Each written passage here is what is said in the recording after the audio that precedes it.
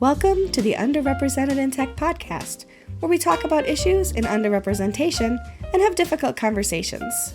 Underrepresented in Tech is a free database with the goal of helping people find new opportunities in WordPress and tech. Hello, Samah. How are you? I'm good. Hello, Michelle. How are you? I am good also. It's a Tuesday morning here. It has been raining for days and the sun is out finally, so it feels good. But I have to admit, over the weekend it was so hot I had my air conditioning on. But yesterday got so cold I turned my furnace on. And that is what it's like to live in Rochester, New York. So anybody who doesn't live here, you can be glad that you are not air conditioning one day and your heater on the next day. But I only for a few hours just had to take away the chill and the damp. But I am the person who turned on her furnace in August. So anyway. It's fine. Then you're perfectly trained to join Netherlands to live in Netherlands Okay, because we have yeah. the same. We have like 32 degrees, which is really hot, and then Yeah. you have the rain and you have your raincoat. It's in the same 3 days, It's so cool. it's Yeah, it's cool. And there's I don't know if you have the same jokes over there that the dad always says, "Who turned the thermostat up? Like who turned like I live alone. I can do whatever I want. And I can do it through my Amazon Echo or my phone. I don't even have to go to the living room and touch the thermostat." So, anyway. Me, I love it. I do it through Nest and it's awesome because Yeah. sometimes you feel this 2 meters walking mentally when you sit in the couch in the evening, they're Yeah. too far away. So yeah. And my bedroom is at one end of the house and the thermostat is at the other end. So if I wake up in the morning and I'm chilled, I can just turn it up before I even get out of bed. I love it. Anyway, Nice, this nice. this isn't a weather podcast, so I suppose we should move on. But I just, I like to share. Anyway, so I was thinking the other day about some things, and I know this is not a surprise to you, but just to bring everybody else into the conversation. And I was wondering about the statistics on cybercrime and, identity theft, hacking, things like that, and who is most susceptible. Now, I know at least we've all heard that elderly folks are definitely more susceptible. My own mother was swindled at one point in time. She luckily was Mhm. able to get the bank to reverse the charges. It was $400, which, is not nothing. And it was quite a lot to her and her fixed income. And I got to thinking, I wonder who else could be victims of cybercrime. And so as I was doing some research, I sent you like not just an article, I sent you the Google search link because there was so much about, and I think the term I used, if I can remember correctly, go back to our message. The term that I used was minorities at higher risk for cybercrime, just to see if that was accurate. And it was. It turns out that, and I'm looking at an article from Cyberscoop. This is from 2021. I can't imagine it's got a lot better since then, of course. But Yeah. the article says that cybercrime is hitting communities of color at higher rates. And then they go on to say that Black people, Indigenous people, and people of color are more likely to suffer from identity theft and financial impact from the fallout, according to survey data collected by internet security company Malwarebytes. Now, before people think, oh, it's, the US and blah, blah, blah, I will tell you that this article actually studied people in countries, three different countries, the United States, the United Kingdom, and Germany. So it is not just North America centric, because I know that we have a tendency to look that way because a lot of reporting happens that way internationally, but this one was not just US centric. So gosh, I have to say, obviously, I did the search because I had an inkling that that might be true. So I'm not exactly surprised, but I was a little shocked at how much data there was on how impacted, people of color could be. Obviously, also, the articles that I saw also talk about people under 25 and people over 75. So the young and the old are also at risk. And I'm getting older myself, so maybe I shouldn't say 75 is old, but it is still the older population. No. I'm still over 20, I'm 20 years away from that. So, but still it feels like it's getting closer. But Yeah. But older and younger populations did not surprise me as much. But the fact that people of color and Indigenous people are impacted at a higher rate, especially with a financial loss, I have to say was it was higher than I expected to see. What are your thoughts? I also was shocked about the numbers because I thought like usually minority in general, if you're talking people of color or women, are having less money than others. So, but also with identity theft and other things, I was shocked by the numbers. And also I was shocked to know that also during COVID, that the rate was really getting higher and higher and higher because people are spending more time online. But also I was reading that the reasons, or let's say the several factors why minorities are higher risk for cyber crimes, like social inequalities, lack of access to resources, or targeted attacks, or a lot of things. But one of the things that really triggered my brain was they saying offline and online violence and attacks are related. So there was another search they saying that the same group of people that are being attacked online are the same one who also offline being attacked. Um, how can I say it's really amazing. I don't want to say amazing, it's not a good thing, but it's really shocking the numbers. It's not like we're talking about 5 or 10%. There was another search I was reading, it's like a 54% of all of the cyber attacks are for women, and 77% of them are for people of color. It's so crazy the numbers, and I don't know how Yeah. what to do, what people need to do to stop it. But also at the same time, the people who are responsible for the policies and people who are responsible for working for the cybersecurity or focusing to work on the attacks are not coming, most of them from those groups. So Hmm. they're not really focusing on solving that issue for the Right. minority. Yeah, I made the connection that underrepresented can often mean underprotected. So if I, absolutely. Yeah. right, so you think about all the things we've talked about between Ali and me before, and you and I this year about how lack of resources and lack of access to resources also means lack of protection.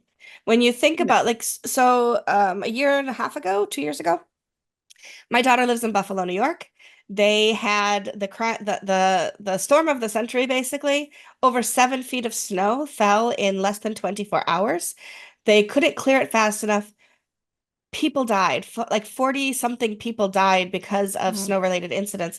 Whether they started a fire because there was no power in the city. So my daughter was 5 days without power over Christmas. Um, they were sending out stories about how you can treat a dead body in your house. So let's say that you have in your home Oh. somebody slips and falls or an elderly person dies. What can you do with the body for days? Because it will take time before ambulances and coroners and everybody can get there because the streets were unpassable. People died in their cars. Underrepresented people died at a higher rate than white people, to be honest, because there, and I did not know this, but gentrification of certain areas also means that those areas get plowed first. Those areas have wider streets. Those areas have access to emergency medical services faster because of those things. And so it was disproportionate, the access to help and aid that Black and Indigenous people here, Black and people of color in Buffalo had to that. And I wasn't aware that there was even political, parts of plowing streets for snow in that time. Mm. If you take that and apply it to the cyber field as well, we can see how that could also be true. I don't think I've ever used the word gentrification about the internet before, but it certainly applies. There are certain things that people have access to more things, and it often comes down to a lack of resources because of a lack of pay, which leads to a lack of financial resources, which means that you are not able to protect yourself as well. And to me, I mean, I'm on my soapbox already. It pisses me off. I Yeah. can't even say that any less aggressively. It really just pisses me off that people die and people's lives are so impacted because at the base root of things, there is such an inequality between the haves and the have-nots, and that the have-nots traditionally are people with less who have less access to resources because of the way that, at least I can speak to the United States, of course, the way that since the Civil War and the freeing of slaves, since the way that those families have been able to navigate into, it's less than 150 years since all of that happened. That's not a lot of time for an entire group of people to be able to have access to the same resources if we're not willing to give access to the same resources. And because we still have racism, and because we still have ageism and with sexism and all of the bad isms that there are out there, it will continue to be that way until we're able to level the playing field. And it's just, oh, it just makes me so mad. I understand you fully because I believe some people they don't see it that way or because they don't experience it. But also at the same time, it's so I'm looking at it and I'm totally shocked that cybersecurity really can mirror gender and social inequalities. Because as I said earlier, the people who working inside, as we say in tech, most of it's not fully diverse. We need a lot of diverse in tech. If we're talking about people of color, women from all underrepresented and groups, we need it. But those people who work in cybersecurity, may unintentionally carry their own bias into policies and tools who will not address me, you, a lot of people around because simply they're not their own themselves diverse, but also that reflect a lot of inequality with the gender, with a lot of things. And it's also pissed me Yeah. off because I don't feel it's fair. The life for them, it's not fair. And now also online, they're getting more attacked and abused online more than any Yeah. other place. And Hmm. also, I was shocking that gender inclusive technology can reduce inequalities, and I was reading about it. And that's something that we can maybe focus on it, Hmm. how to be more inclusive, and it can reduce the cyber attack on minorities. Yeah. Yeah. So, um, David Ruiz is an online privacy advocate at Malwarebytes. Oh, by the way, also the Pew Center reports, which are highly regarded, also reports that significantly larger numbers of women and Black and Hispanic Americans have reported online harassment compared to white men. But David Ruiz says Yeah. this survey, for me at least, really showed that the internet is not an equal experience for everyone. And people are telling us that loud and clear. There are groups who feel less private. There are groups who feel less safe. That just breaks my heart. I mean, but it's personal experiences.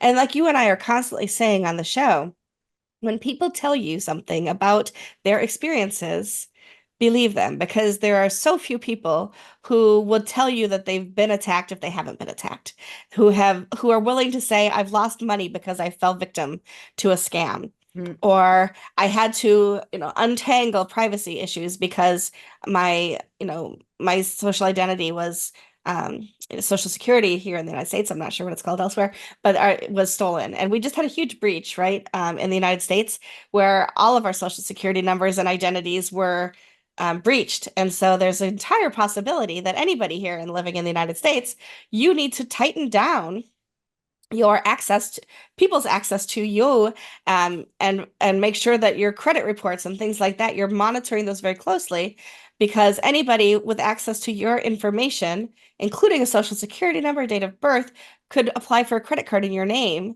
and then leave you with all that debt at some point because of the way that this works.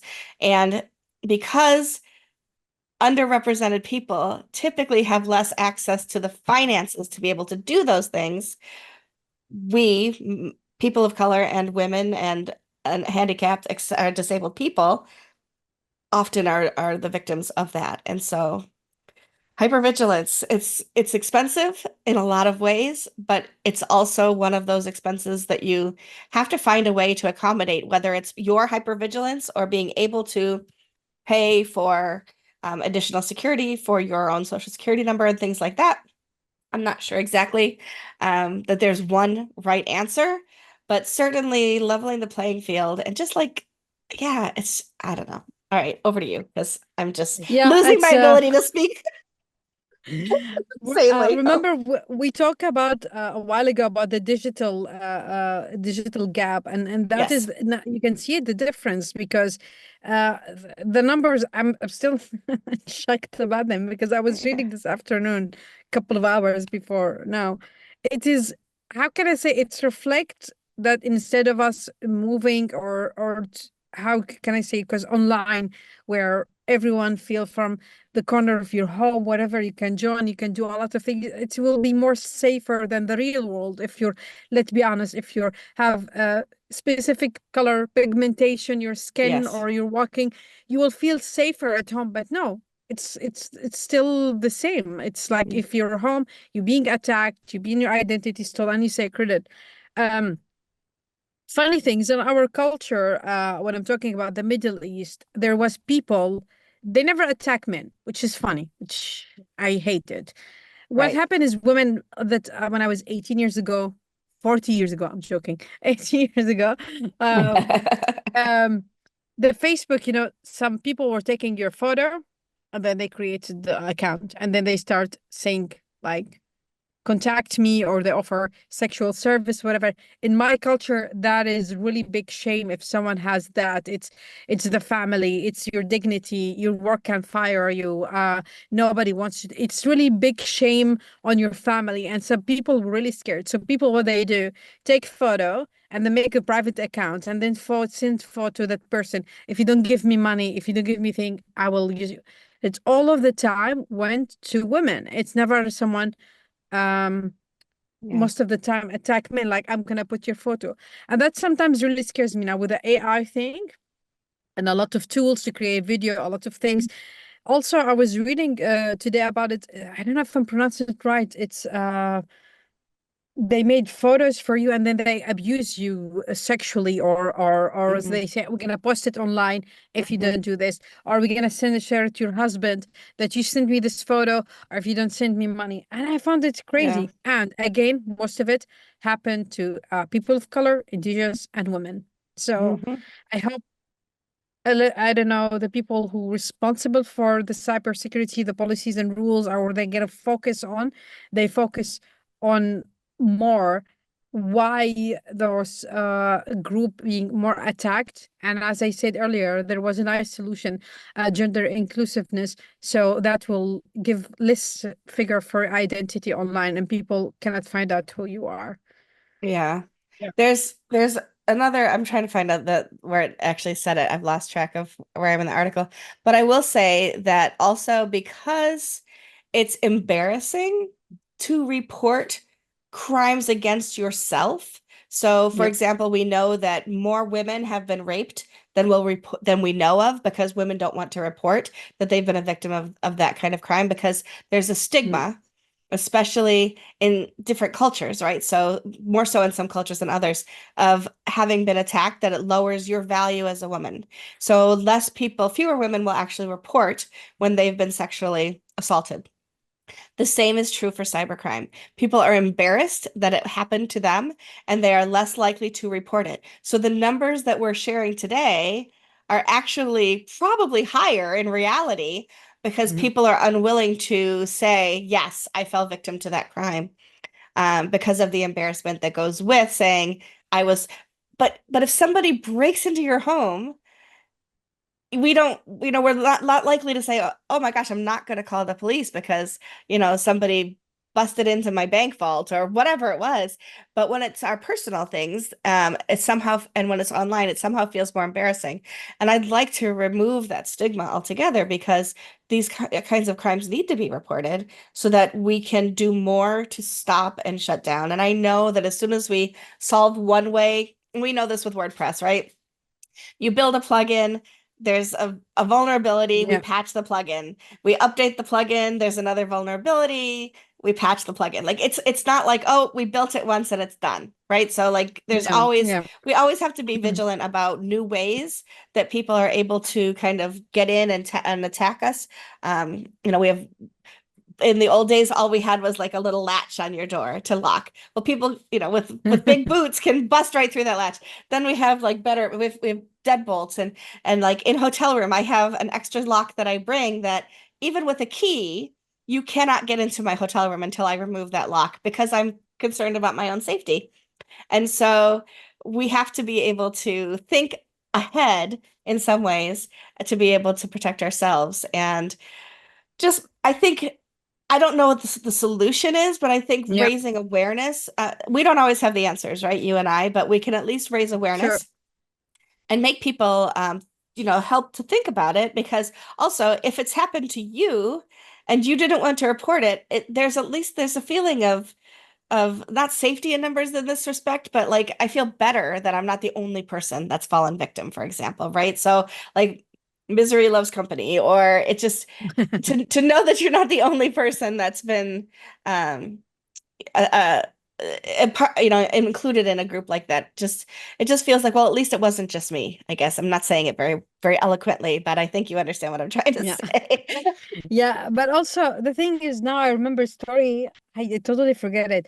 Uh, when I moved to live in Europe, I went with my husband to Prague. I invited him like for a long weekend, our anniversary.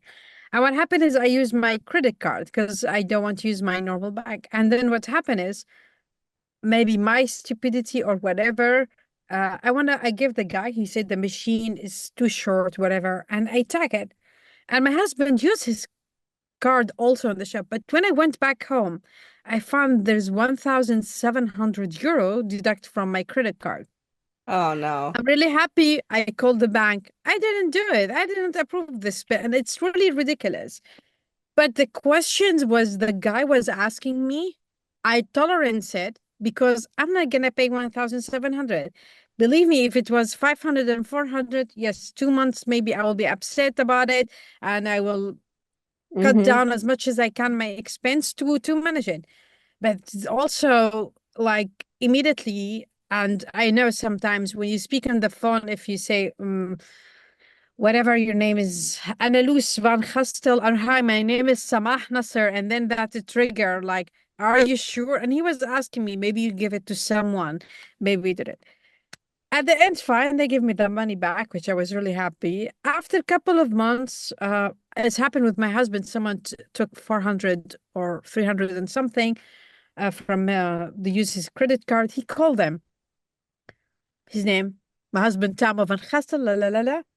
And in less than 10 seconds, he closed the phone. He told me, they send me the money back and they give me a new credit card. And I was really pissed off. I would be I had to too. go through whole investigation and you because of your name.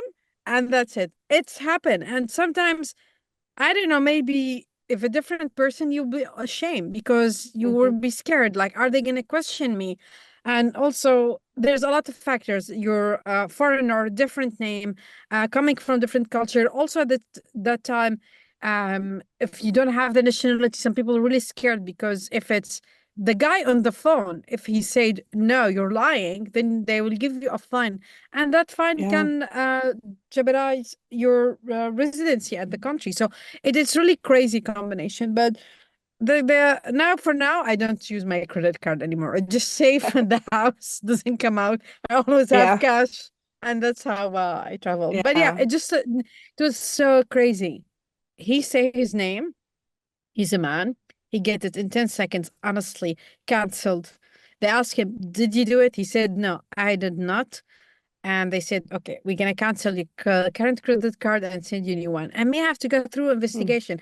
And the guy literally threatened me at the end if they find out that I did the reservation, that I could go to jail. And they told him the phone, no, I didn't do it. To check, like, it's so crazy. And so, yeah.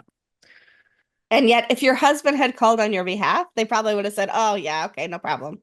Yeah. No, but I think when they ask my social number, when they look at my name, that's weird, you know.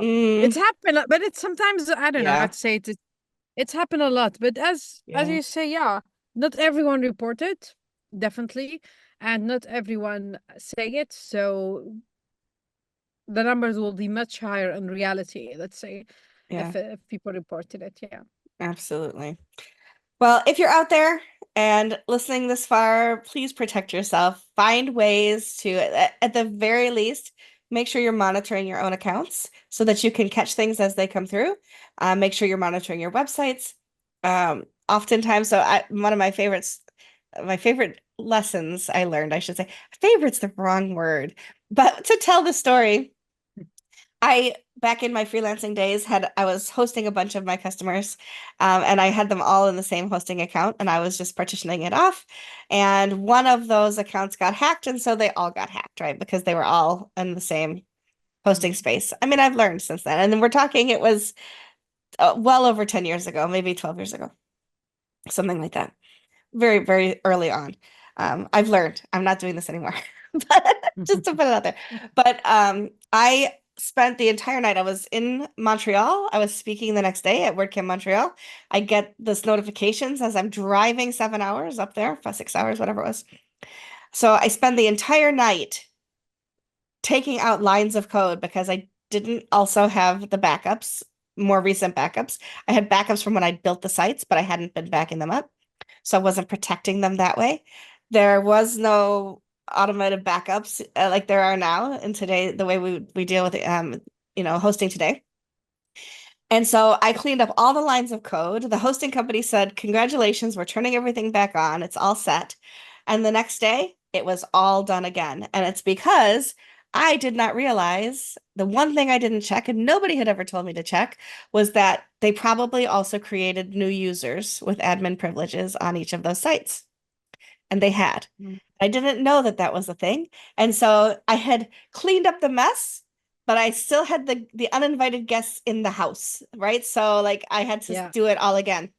So all of that to say, you can think you're being hypervigilant, but please do your due diligence because oftentimes there are things that you overlook, like you've locked down the front of the house, but the back doors are still open, and there's ways that people can get in if you're not being careful. So do your research, make sure that you are spending wisely on tools that will help you stay safe.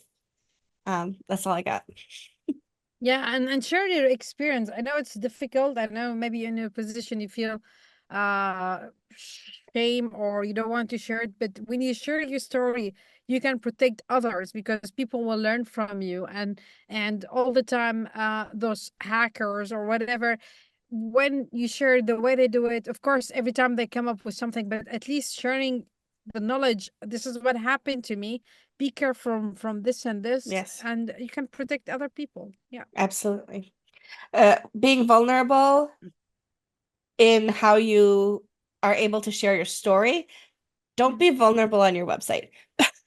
Don't leave your so vulnerability That's is a an good interesting lesson. word in our culture, in our internet culture. Yeah. But opening yourself up to sharing your experiences can often help other people to learn from them. So be that kind of vulnerable, not the other kind of vulnerable. I Anyway. love that. Me too. Oh, that's awesome. I'm trying to see. I don't remember. Do we have a guest next week? No, we don't have a guest next week. So I'm Mm. not sure what we're going to talk about. If you have ideas for us, things that you think, otherwise we keep watching the news, we keep thinking of things, and we'll be back next week with more um, topics about underrepresented folks. And yeah, so and if you have stories, let us know. Definitely have some guests coming up that I'm excited about. So anyway, thank you, Samah. Thank you, Michelle, and Good thanks topic. everyone who's listening to us. Absolutely. We'll see y'all next week on See Underrepresented you. in Tech. Bye. If you're interested in using our database, joining us as a guest for an episode, or just want to say hi, go to underrepresentedintech.com. See you next week.